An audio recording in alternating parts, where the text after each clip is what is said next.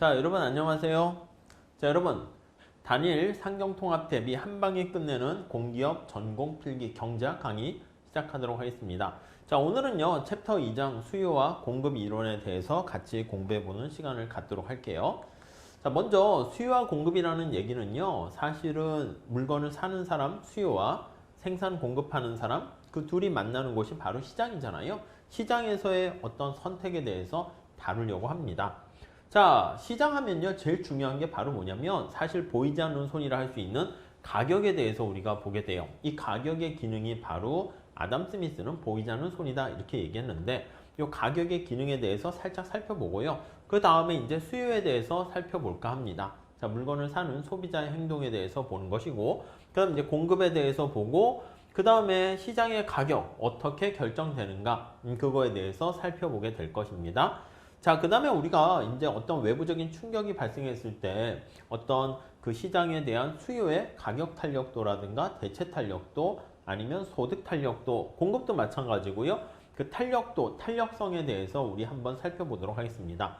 자, 그걸 다 배우게 되면 수요 공급의 원리를 우리가 학습하셨으니까 그게 어떻게 응용되는가, 그래서 시장 경제의 어떤 희소한 자원의 배분 원리에 대해서 살펴보고요.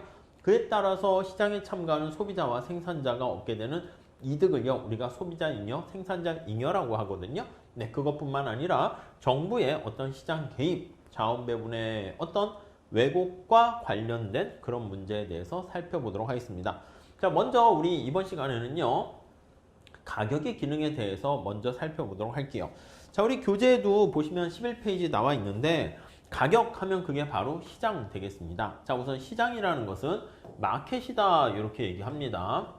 자, 마켓이라는 것은 바로 뭐냐면 사람들이 물건을 사고 파는 장소, 그것을 얘기합니다. 근데 꼭 구체적인 장소만을 의미하는 것은 아닙니다. 우리가 온라인 시장에서 물건을 사고 팔 수도 있기 때문에 약간 추상적이고 가상 사이버 시장에서의 마켓도 우리가 시장이다 이렇게 보시면 돼.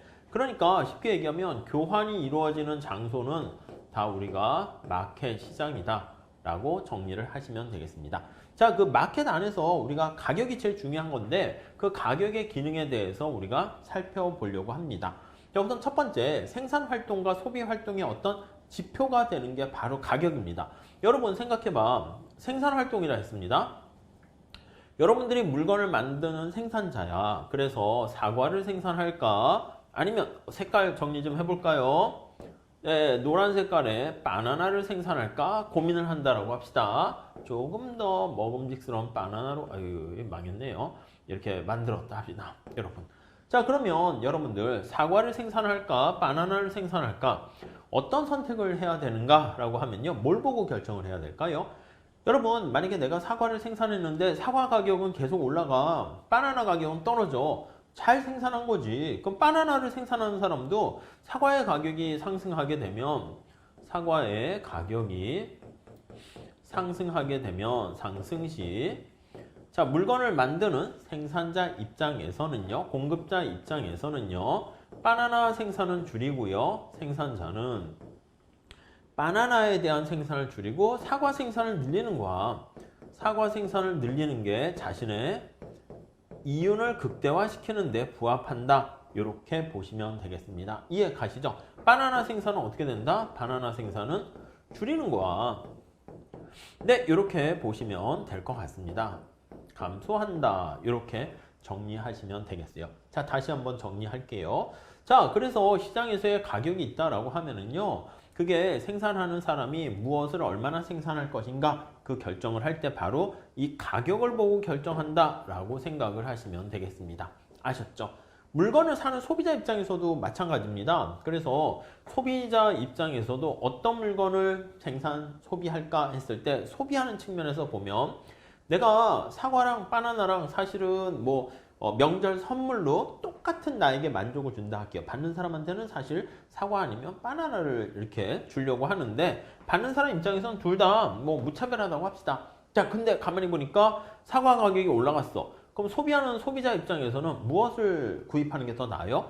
어차피 동일한 효과를 가져오게 되면 바나나는 상대적으로 가격이 싸진 거니까 바나나를 더 많이 사는 게 합리적인 선택이 된다라는 걸 알 수가 있습니다. 자, 그래서 그러니까 바나나를 소비할 만한 인센티브 요인이 더 높아지게 된다라고 보시면 되겠죠. 아시겠죠? 자, 그래서 여기 보시면요. 두 번째로 또 자율적인 배분, 엘로케이션 이렇게 나와 있습니다. 자, 우리가 여기 1번에 보시면 사과를 먹고 싶은 사람은 아주 비싼 가격을 치르고서라도 사과를 구입하려고 해. 여러분, 여기 보시면 희소한 자원이 있다고 할게요. 희소한, 우리 경장은 언제나 희소성을 가지고 얘기합니다. 희소한 자원이 있어. 사과, 빵 마찬가지입니다. 아니면 희소한 자원, 물 이렇게 있다고 합시다. 물. 여러분 어떤 사람이 가장 물은 다 희소한데 똑같이 놀아먹는 게 중요할지 아니면 누구한테 물이 많이 분배 공급되는 게 훨씬 더 좋을까요? 목마른 사람이잖아. 목마른 사람. 그러니까 여러분들 생각해봐. 저요 목말라 죽겠습니다. 이런 사람한테는요 물을 많이 주는 게 좋고 저는 목마르진 않고요. 허기집니다. 배가 고파요. 이렇게 되면 빵을 주는 게 낫죠. 그러니까 여기 보시면 사과, 물, 빵 이러한 희소한 자원들이 있을 때 어떻게 이거를 배분하는 게 가장 바람직하냐라고 했을 때는요. 이 배분하는 방법은 가장 원하는 그래서 우리 경매 생각하시면 돼. 그래서 경매 시스템 한번 생각해 보시면 경매라는 게 뭐예요? 우리 많이 봤잖아. 영화나 드라마에서 보면 여기 어떤 뭐 희소한 자원이 있습니다. 뭐 피카소가 쓰던 이런 펜이 있어요. 자, 이거 원하시는 분 이렇게 얘기하면은요. 저는 뭐 피카소가 원하는 펜 별로 필요 없어요 하는 사람한테는요. 별로 그걸 뭐 높은 가격을 주고 사지 않을 텐데 만약에 그걸 원하는 사람은 높은 가격을 부를 거야. 그래서 우리가 저요 제가 갖고 싶어요 이렇게 하는 게 아니라 바로 가격으로 반영됩니다. 그래서 경매에서 원한다라고 하면 자신의 어떤 프리퍼런스라고 하는 선호라고 할까요? 선호에 반영을 돼가지고 원하는 사람일수록 이게 높은 가격을 지불한다라고 보시면 되겠습니다. 아셨죠? 그러니까 이 가격이라는 게 하나의 우리가 시그널 역할을 하는 거야. 그래서 신호 역할을 하는 겁니다. 소비자 입장에서는요. 희소한 자원인 이거를 누구한테 엘로케이션 할 것인가. 여러분 엘로케이션 한번 생각해봐. 엘로케이션 로케이션 이렇게 돼 있잖아요. 그래서 여기 보시면 이렇게 로케이션 이렇게 되어 있는데 로케이션이 어떻게 배치를 할 것인가와 관련된 얘기다라고 보시면 돼요. 우리 손흥민 선수를 만약에 골키퍼에 배치를 하게 되면 안 해봐서 잘 모르겠죠. 경기 성과가 더 좋을지 모르겠지만 좋지는 않겠죠. 공격수에 딱 적합한 사람이면은 누구는 공격수, 누구는 수비수, 누구는 골키퍼 이렇게 하는 거죠. 이게 어떻게 위치할 것인가 이걸 잘 위치했을 때 성과가 가장 좋고 가장 만족스러운 결과를 초래한다. 이렇게 보시면 되겠습니다. 자, 결국 희소한 자원을 어떻게 자율적으로 엘로케이션 하는가? 그게 바로 여기 보시면 가격 이렇게 있습니다. 비싼 가격을 치르고서라도 물건을 구입하려고 한다라고 하면은 그만큼 테이스트, 취향, 선호, 기호가 높다 이렇게 보시면 되겠습니다. 물론 가격이 너무 높다고 생각하면 사과 가격이 한 개당 뭐 10억이라 합시다. 그럼 누가 사? 아예 소비를 단념할 수도 있겠죠. 그러니까 소비자 입장에서는요. 물건을 사는 소비자 입장에서는 이 가격을 보고 얼마까지 당신은 돈을 낼 생각이 있습니까? 라는 표현을 나타내는 게 바로 소비자 가격이다. 이렇게 얘기합니다. 자, 그래서 정부가 인위적인 간섭이 없이도라는 말 있죠. 정부가 간섭하지 않아도요. 필요한 사람에게 적절하게 배분해주는 기능을 하는 게 바로 자율적인 배분의 가격의 역할이다. 이렇게 보시면 되겠습니다. 그게 바로 가격의 매개적인 어떤 기능을 한다라고 보시면 되겠네요. 자, 그렇게 보시면 되겠고요. 다음에 자, 수요에 대한 개념을 한번 살펴보도록 하겠습니다. 자, 수요라는 디맨드가 여기 나와 있어요. 우리 수요, 물건을 사겠다는 자신의 의사를 나타내는 거예요. 그래서 언제나 얘기하는 게 willingness to purchase라는 말을 사용해요. to buy라고 해도 될 것 같아요. 물건을 구입하겠다는 의사를 나타내는 게 바로 수요 생각하시면 되겠습니다. 자, 거기 demand라는 수요와 거기 보시면 수요표 이렇게 나와 있는데 자, 요거 생각하시면서 수요 개념을 한번 잡아볼게요. 1번에 demand 나와 있습니다. 수요라는 것은 demand 이렇게 표현을 하게 되고요. 자, 수요 개념 거기 보세요. 어떤 경제 주체가 상품을 구입하고자 하는 욕구예요. 구입하려는 구입하려는 욕구를 나타내는 게 바로 수요다. 이렇게 생각하시면 되겠고요. 수요량 이렇게 붙이기도 합니다. 수요랑 수요량은 좀 구별을 하시긴 해야 돼. 양자가 붙었잖아요. 이렇게 양자가 붙어서 quantity demanded 이 말이 붙게 되면 구입하고자 하는 상품의 수량이에요. 구입하고자 하는 욕구를 조금 더 구체화시켜 가지고요. 구입하려는 수량을 나타낸다. 이렇게 정리를 하시면 될 것 같습니다. 아셨죠? 네, 그렇게 정리하시죠. 자, 그래서 여기 한번 보세요. 이걸 수요, 디맨드, 스케줄 이렇게 표현하는데 가격이 400원, 350원, 300원 이렇게 점차 가격이 주어져 있을 때 주어진 기간 동안에 한 달간이라는 표현을 썼어요. 사과의 어떤 수요량, 여기 보시면 18개, 20개. 가격이 하락하게 되면서 가격이 싸지고 있어요. 가격이 하락하면 우리 기본적으로 당연히 가격이 싸지게 되면 수요량은 어떻게 됩니까? 증가하는 거 알 수 있잖아. 이렇게 점차 수요량은 구입하겠다는 양은 증가한다라는 것을 우리가 확인할 수가 있겠습니다. 아셨죠? 자, 그래서 우리가 이렇게 나타내는 게 바로 수요표입니다. 자, 밑에 수요량 나와 있어요. 가격이 얼마 주어져 있을 때 주어진 가격 수준에서예요. 당신은 가격이 400원일 때 얼마까지 구입하려고 합니까? 18개까지 구입하려고 하고요. 가격이 싸져서 350일 때는 20개를 구입하려고 합니다. 그래서 주어진 가격에 대해서 내가 얼마나 몇 개를 구입하려고 하는가 그걸 나타내는 게 바로 수요표 이렇게 보시면 되겠습니다. 자, 주어진 가격 수준에서 소비자가 구입하고자 하는 최대한의 수량을 나타내는 게 바로 수요량 이렇게 됩니다. 개념 잘 잡으셨죠? 자, 구매력을 가지고 구입하고자 하는 수량이에요. 구입할 수 있는 능력이 있어야 되는 거예요. 자, 수요와 관련해서는 여기 한 달간 이런 표현을 썼는데 이 표현이 있잖아요. 이 한 달간 이 표현 잘 봐주세요. 이게 일정 기간이라는 표현을 쓰게 돼요. 일정 기간이다. 이렇게 얘기를 하게 되는데요. 이렇게 일정 기간 동안 이렇게요. 그래서 이제 흘러가는 물의 양을 측정한다라고 하면요. 흐를 유자를 써요. flow라는 말을 쓰게 됩니다. 그래서 이거를요, 우리가 여기 나와 있듯이 유량 이렇게 얘기합니다. 아니, 대표적인 유량 변수가 뭐가 있습니까? 라고 하면 대표적으로는 소득이 바로 대표적인 유량 변수예요. 자, 당신은 소득이 얼마가 됩니까? 라고 하면요, 저요 500만 원이요. 어떻게? 우와, 많이 버시네요. 아니요, 1년에 500주인데요. 아, 조금 버시네요. 이렇게 바뀌는 거죠. 그러니까 이게 한 달에 500만 원인지 1년에 500만 원인지 하루에 500만 원인지 그거에 따라서 우리가 달라져요. 의미가 달라집니다. 이해하시겠죠? 그래서 여기 보시면 이렇게 500만 원이다 라는 거, 이런 유량, 일정 기간이라는 개념이 있어야 된다 라고 보시면 되겠고요. 그래서 통상 얘기할 때는요, per 이런 말을 써요. unit time 이런 말을 쓰게 됩니다. 거기 보시면 각주 1번에 나와 있는데 거기 보시면 저수지에 고여 있는 물, 그게 바로 저량, 스톡 개념이다 이렇게 얘기하고요. 저수지에서 물이 방류돼서 나오는 흘러가는 물의 양을요, 우리가 유량이다 이렇게 생각을 하시면 되겠습니다. 자, 밑에 수요량과 수요를 좀 구별했습니다. 구매력을 가진 소비자가 일정 기간에 구입하고자 하는 최대한의 수량을 우리가 수요량 이렇게 얘기하고요. 그냥 수요는 일정 기간 동안에 여기 나와 있는 수요량과 가격 간의 일련의 대응 관계를 우리가 수요다 이렇게 얘기합니다. 뭐 디테일하게 구별하실 것까지는 아니고요. 수요와 관련해서는 두 가지 정도만 봐주세요. 첫 번째는 유량 개념이다. 요거. 두 번째는 요거 구입하고자 하는 개념이다. 구입한 게 아닙니다. 그래서 여기 처음 썼죠. willingness라고 썼잖아요. 구입하겠다는 자신의 의사를 나타낸 개념이다. 이렇게 정리를 하시면 되겠습니다. 자, 그래서 여기 보시면 수요 곡선이 나와 있어요. 그래서 앞에 말씀드린 것처럼 일정 기간이라는 얘기가 거기 들어가 있어요. 일정 기간에 여기 보시면은 그 상품의 여러 가지 가격에 대해서 얼마나 물건을 사려고 합니까? 그 조합을 나타내는 곡선이 바로 수요 곡선이다 라고 보시면 되겠습니다.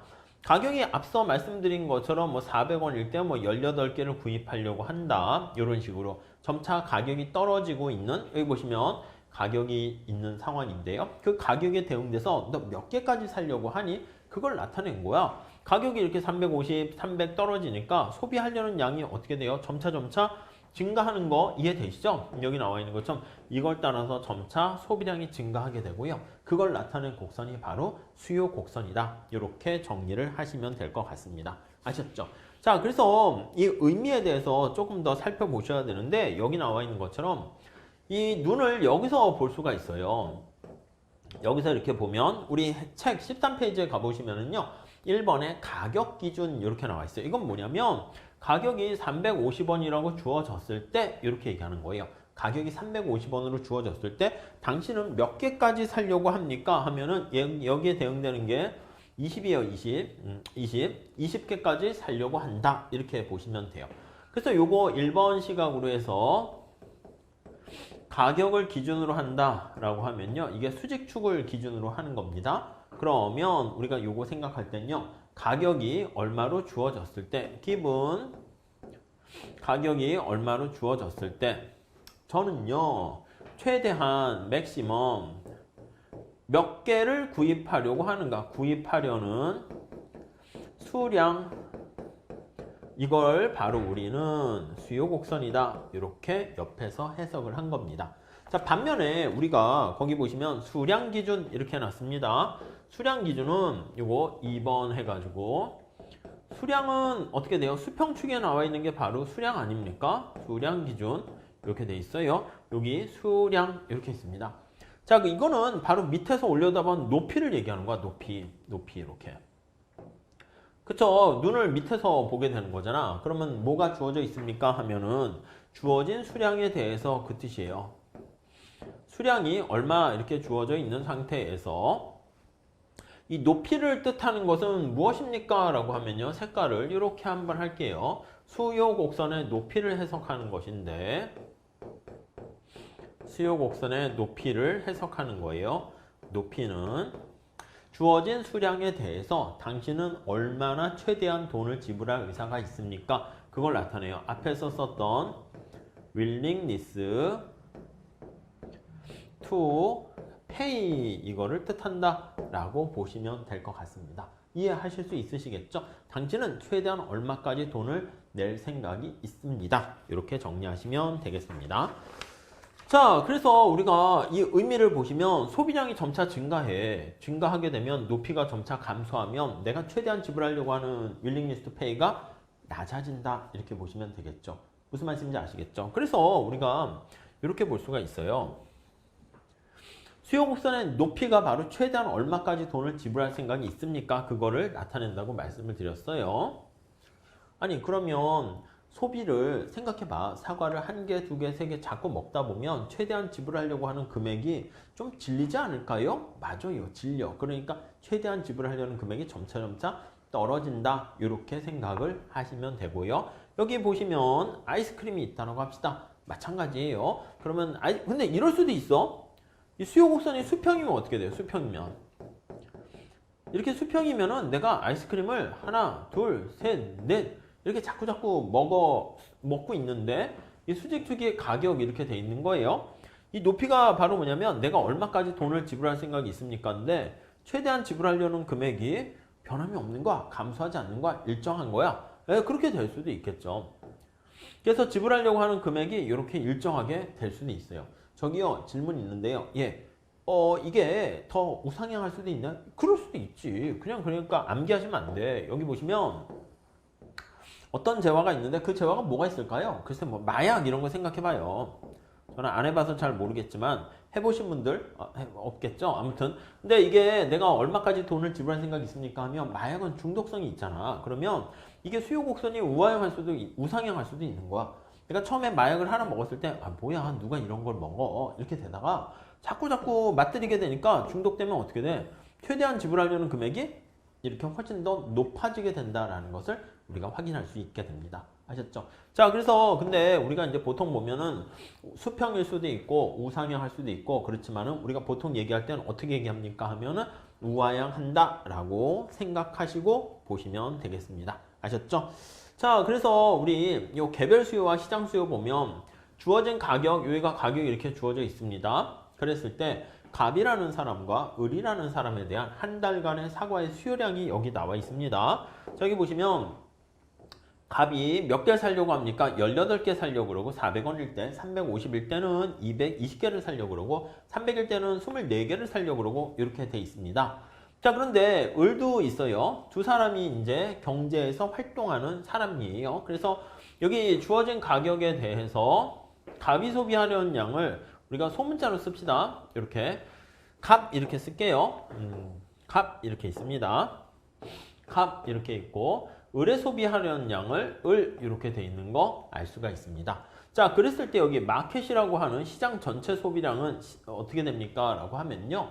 아니 생각해봐. 가격이 400일 때요. 값도 사과를 사려고 그러고 을도 사과를 사려고 합니다. 자, 그랬을 때 시장 전체 수요량은 Q 이렇게 표현을 하게 되면 값이 소비하려는 양과 을이 소비하려는 양과 이거 두 개의 합으로 생각하시면 돼. 그러니까 가격이 400일 때는요. 18개 더하기 28개 해가지고 이렇게 보시면 되겠고 가격이 만약에 300으로 주어져 있으면 값은 몇 개를 사려고 합니까? 하면 24개를 사려고 그러고 을은 주어진 가격에 대해서 34개를 사려고 그럽니다. 그럼 시장이 몇 개가 팔릴까요? 58개가 팔린다. 이렇게 보시면 되겠어요.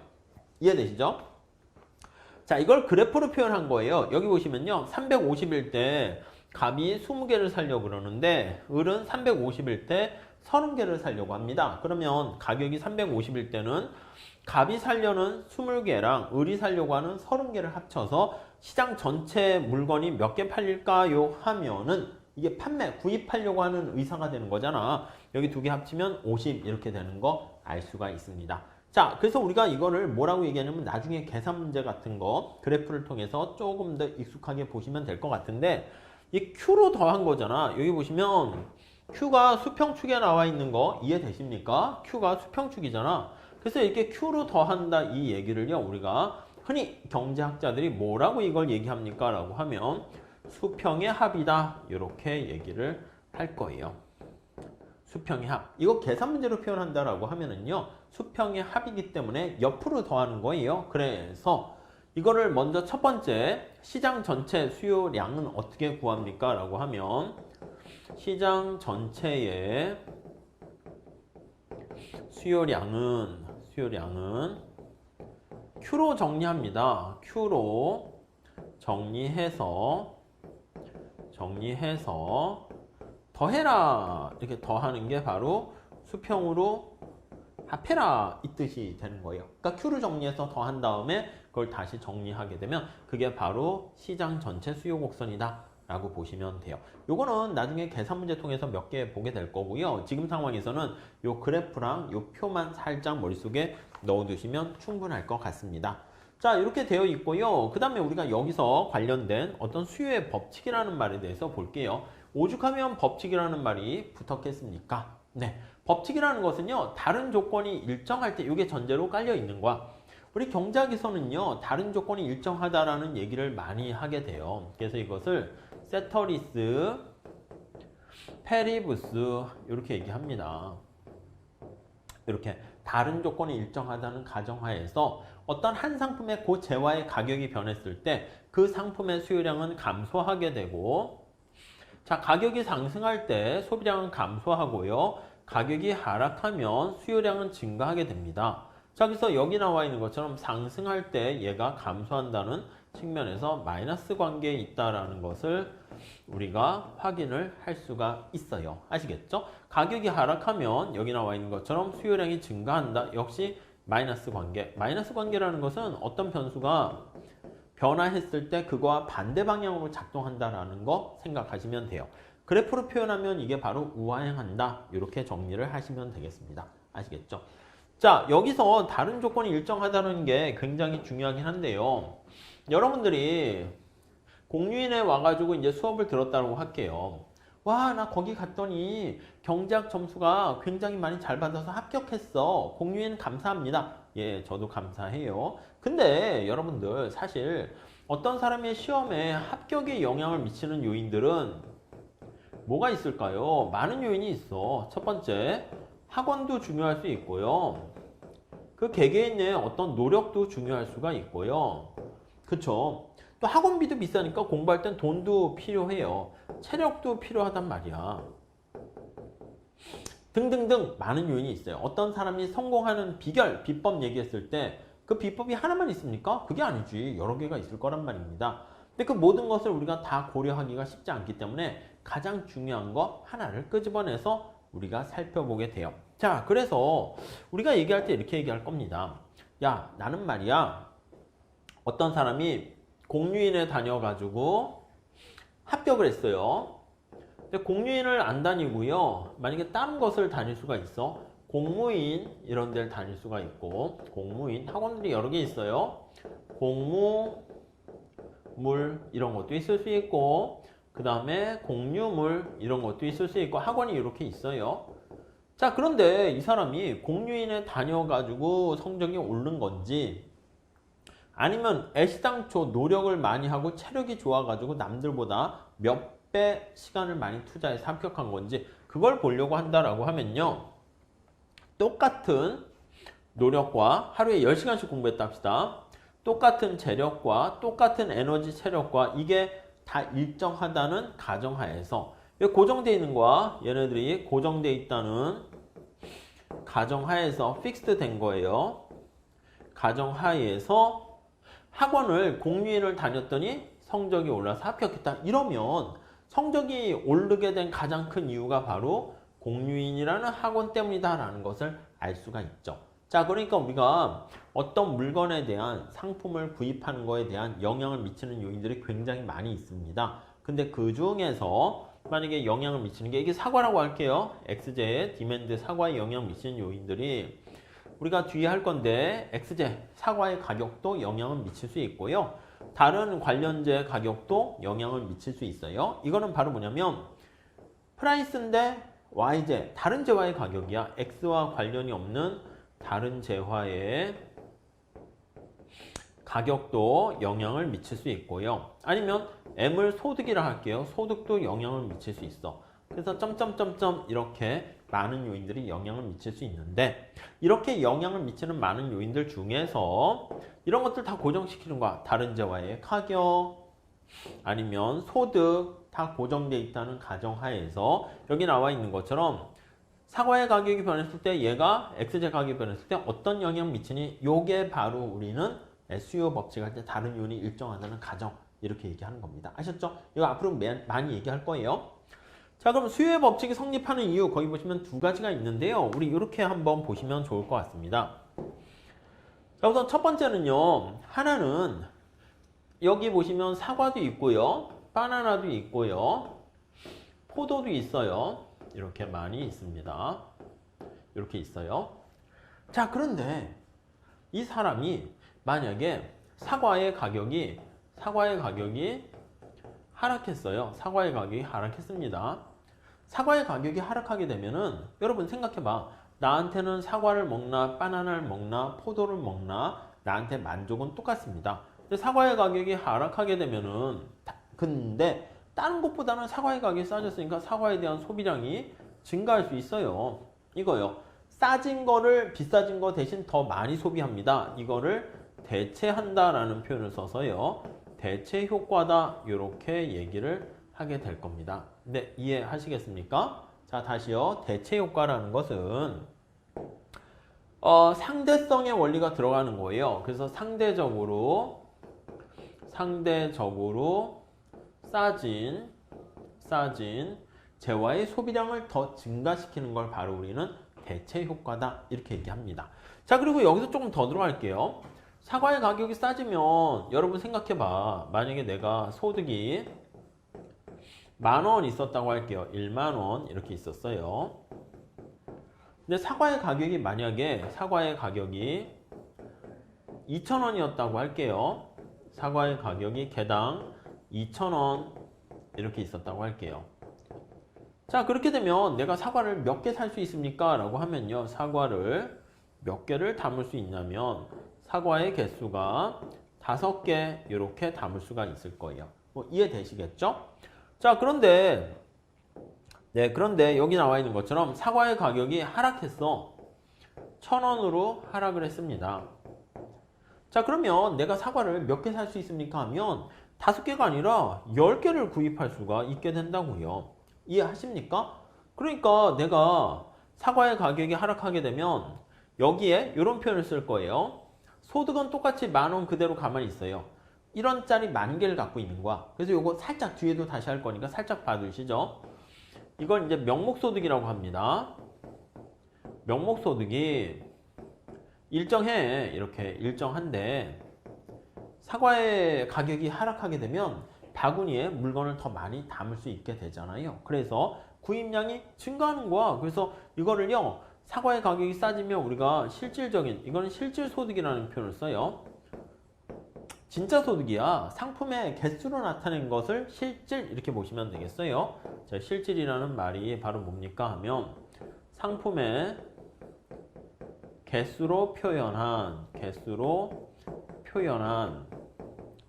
소득이다 보시면 돼요. 바구니에 물건을 더 많이 5개에서 10개로 더 많이 담을 수가 있게 됩니다. 자, 그래서 여기 나와 있는 것처럼 이렇게 소득이 명목소득이 일정한데 사과의 가격이 하락하게 되면은 실질소득이 증가하게 된다고 이렇게 증가해서요 사과를 더 많이 살 수 있다. 이걸 무슨 효과? 소득 효과 이렇게 얘기합니다. 실질소득 효과 보면 좋은데 실질자를 빼요.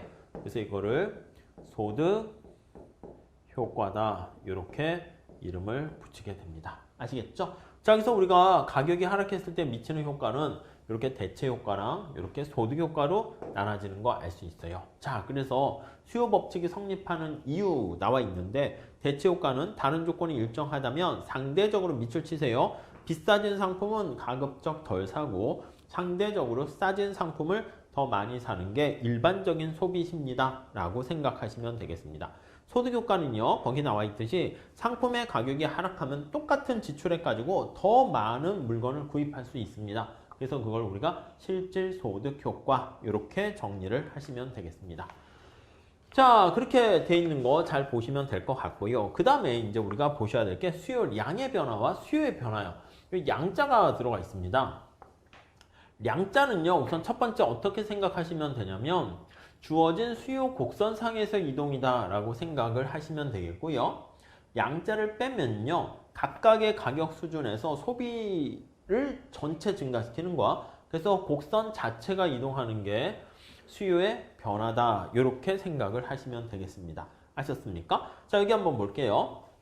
사과의 가격이 있고요, 각각에 있는데 한 달간 사과의 수요량이 있어요. 소득이 만약에 120만 원일 때 가격이 점차 이렇게 하락해요. 그러면 이걸 잘 보시면 소비량이 점차 증가하는 거 알 수가 있어요. 그래서 앞서 살펴본 것처럼 이쪽에 보시면 주어진 가격에 대해서 내가 가격이 여기 나와 있는 것처럼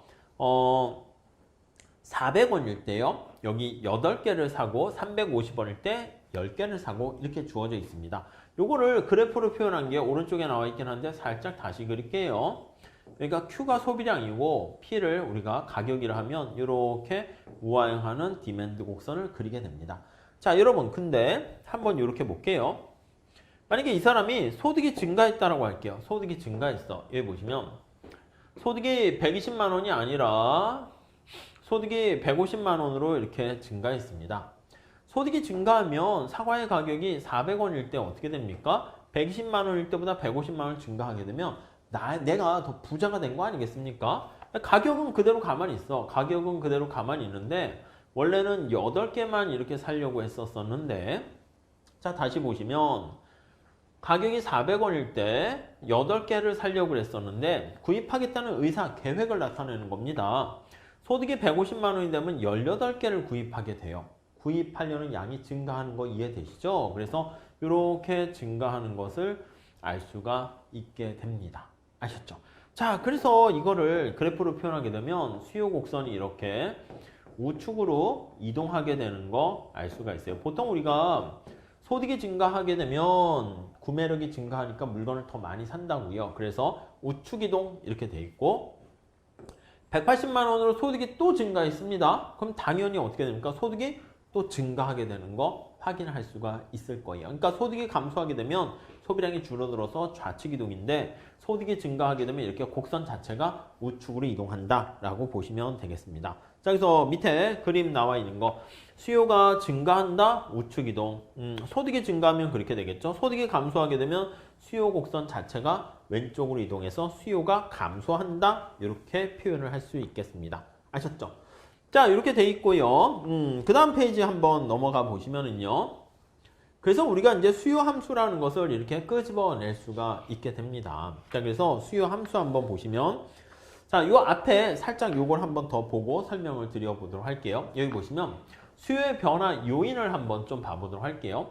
우리가 물건을 얼마나 살 것인가에 영향을 미치는 게 첫 번째는 여러 가지가 있지만 그 재화의 가격도 영향을 미칠 수 있어요. 자, 수요에 영향을 미치는 요인 살짝 다시 한번 볼게요.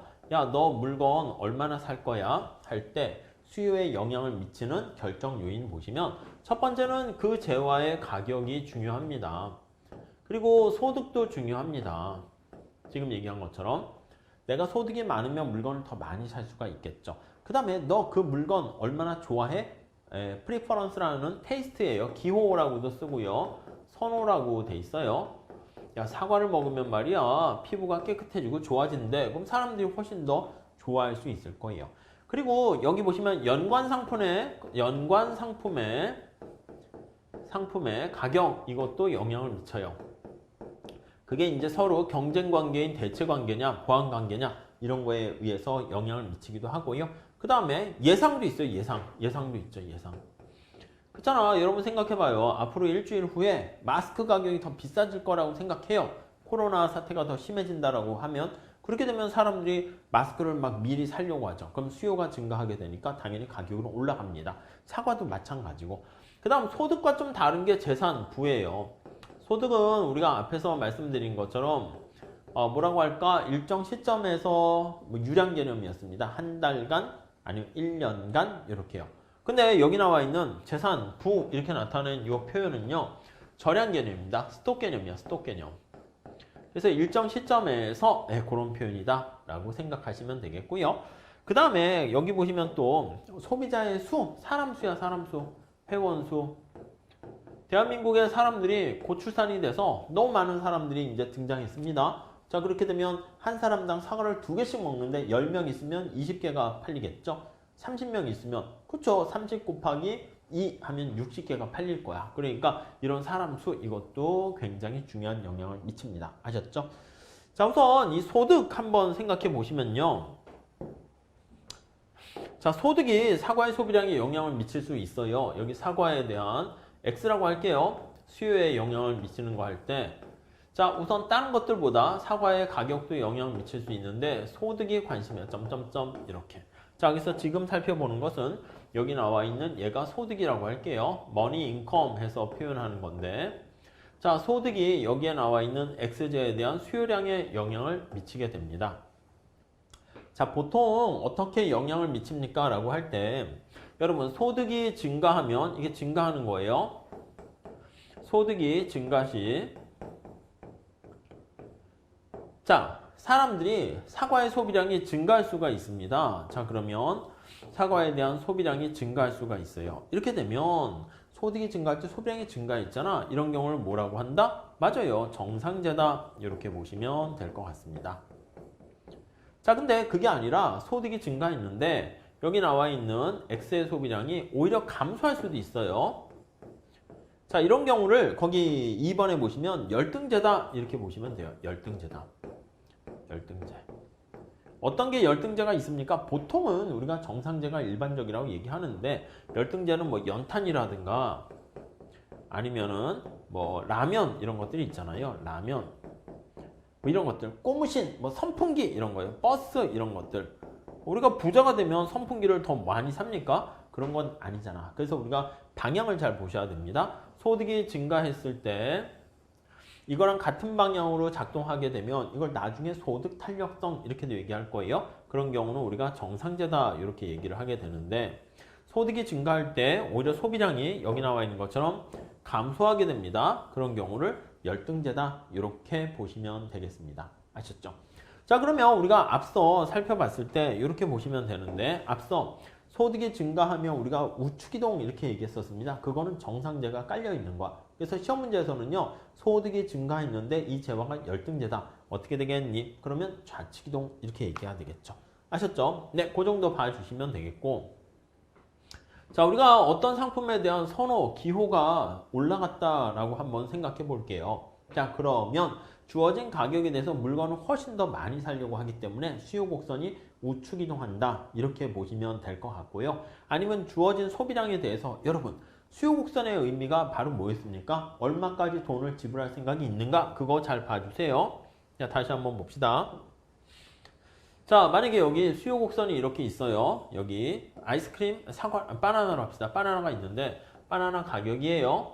수요 곡선이 이렇게 있습니다. 자, 그러면 첫 번째 옆에서 보는 건 어떻게 됐습니까? 바나나 가격이 여기 보시면 400원일 때 몇 개까지 살려고 하니 하면 내가 이만큼까지 살 생각이 있는 거예요.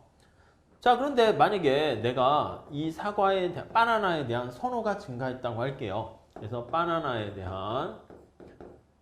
대한 선호가, 취향이 변했다고 할게요.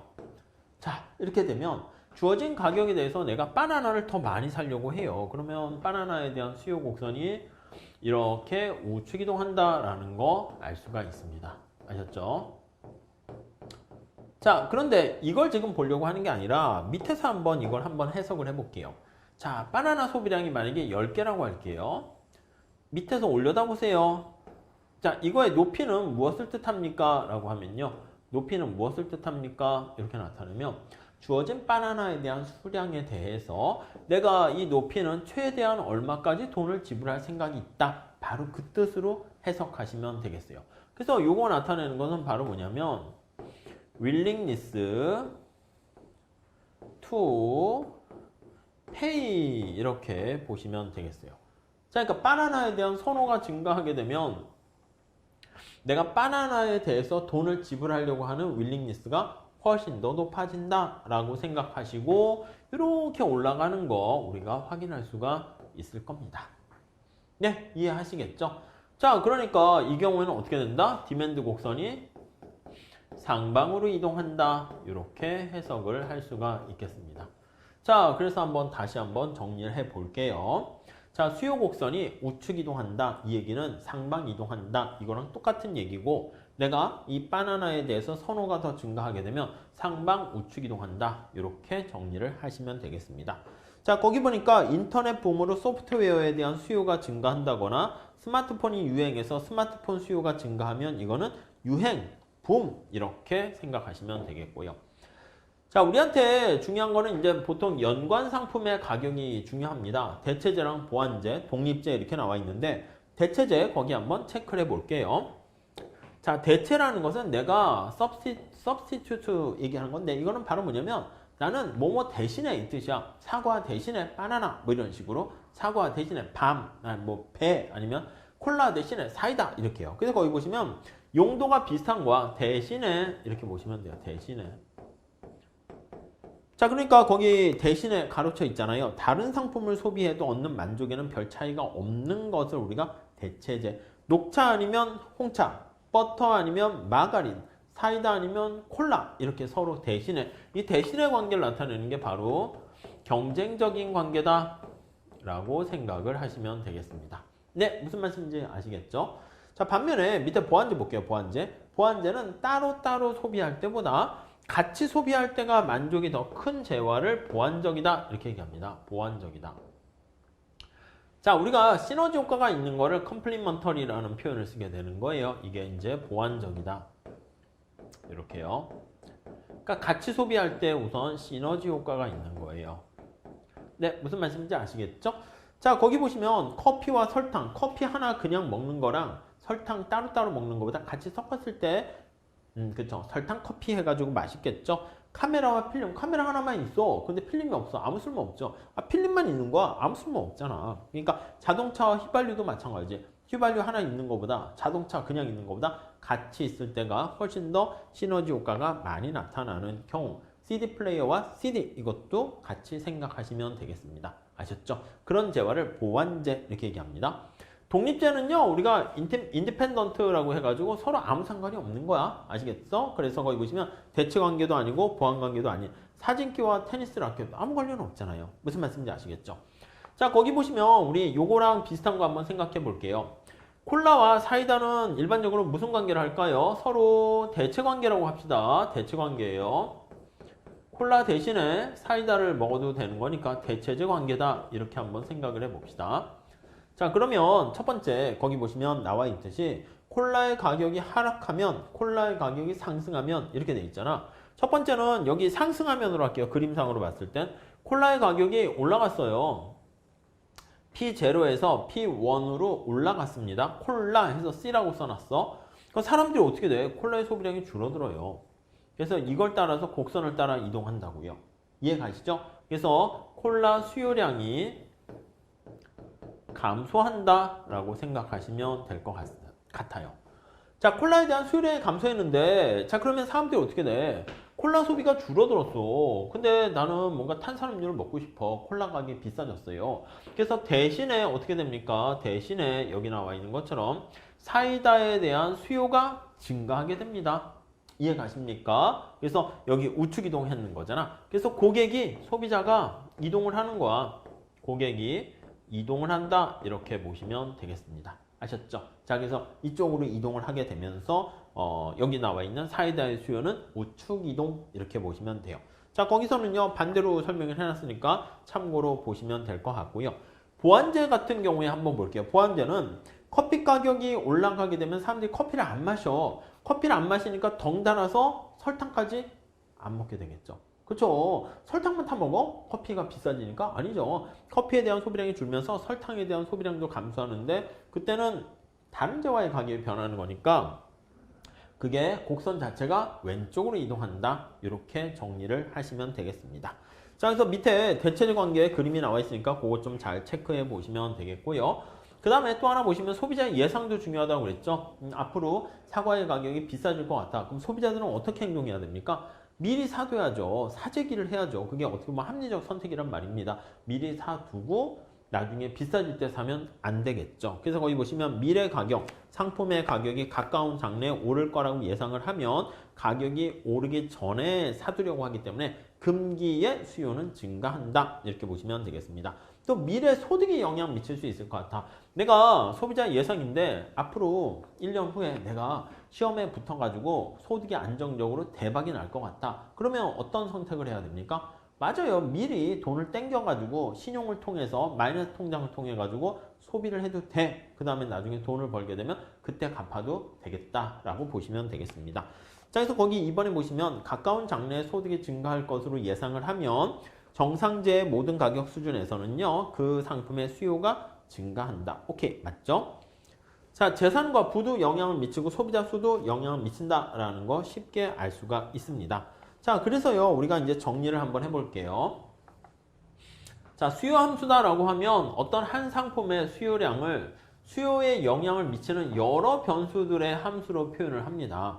여기에 보시면은요, 이게 x제가 만약에 사과라고 할게요. 사과에 대한 이거 x제가 디맨드가 수요량이에요. 수요예요. 자, 거기에는요, 요거 x제가 사과라고 그랬으니까 사과의 가격이 영향을 미치고요.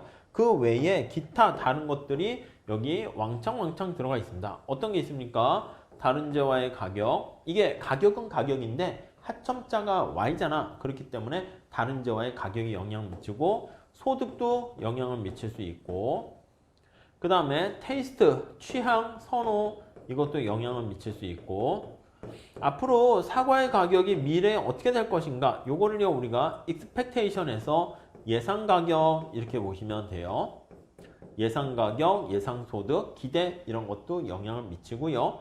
그 다음에 부재산 이런 것도 영향을 미치고 뭐 등등등 많은 것들이 있습니다. 이 모든 것들이 기타 이렇게 돼 있는 거야. 근데 여기서 내가 칠판에 그림을 그리려고 하는데 저는요 여기 나와 있는 사과의 가격과 사과의 소비량이 관심이 있습니다 하면 요거 두 개만 가지고 우리가 살펴봐서 칠판에 그림을 그려요.